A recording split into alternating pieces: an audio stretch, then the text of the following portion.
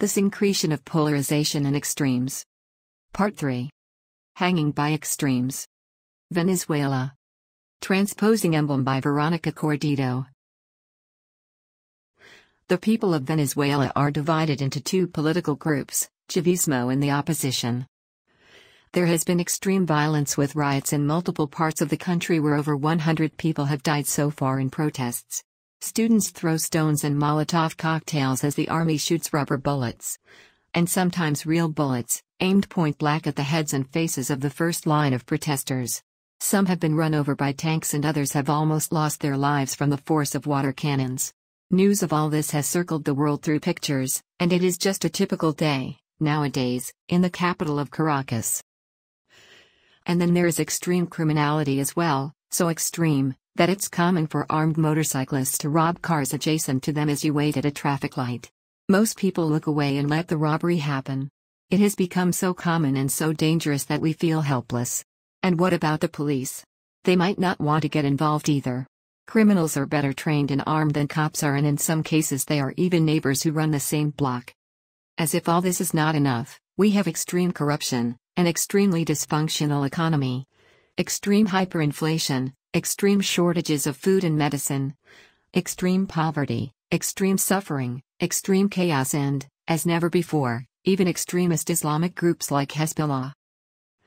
There have been 173 official cases where it has been determined that Venezuela, a country that is not able to issue passports to its own people due to lack of supplies and working equipment, has issued Venezuelan documentation to people with ties to Islamic extremists to travel to other countries with Venezuelan documents.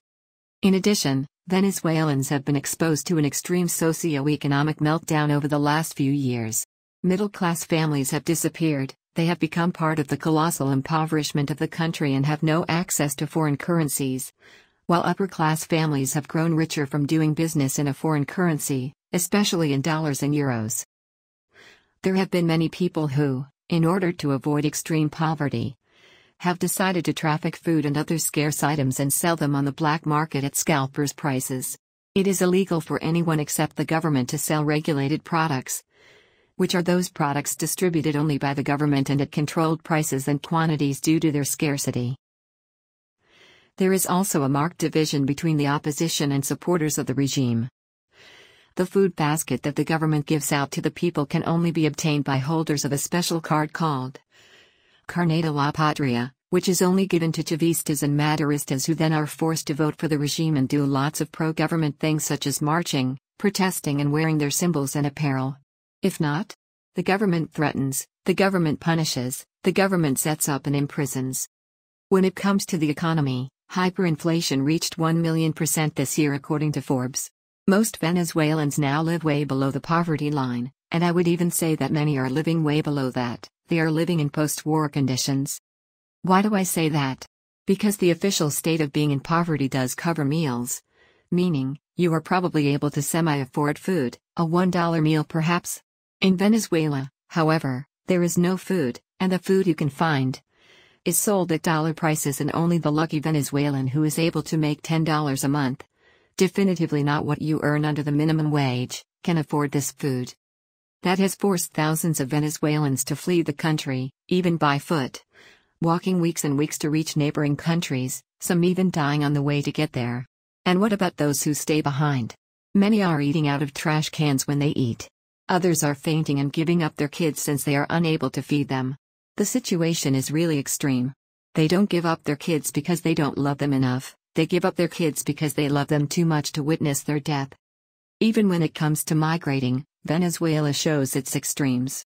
There are people who have profited from all the scarcity the country faces and have migrated under investor visas, while the majority of their fellow Venezuelans must suffer and work illegally, doing what no one wants to do and getting paid what no one would consider enough, only to be able to stay afloat and help those they left behind.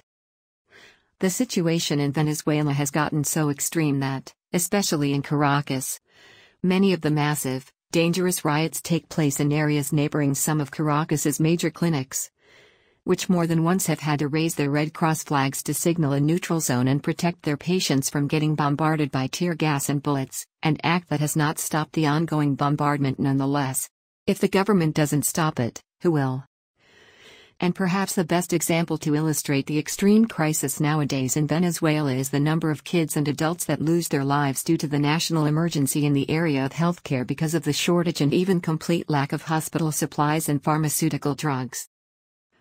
Doctors in Venezuela are heroes and warriors. They operate with the assistance of cell phone flashlights during the constant, countless blackouts that clinics and hospitals experience every day. And they even get jailed and beaten up by government officials when they stand up for their rights and the rights of their patients in the countless protests that take place in the country. They see people die who they could have easily saved with the help of antibiotics or a catheter. And they are struggling to survive hyperinflation like everyone else since they don't make any more money than the police officers, the waiters or the bank tellers.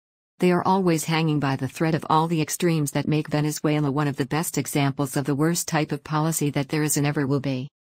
It's like living in an apocalypse or the outcome of a successful New World Order agenda to diminish the population, as Venezuelans are dying silently and slowly. Venezuelan politicians are murderers.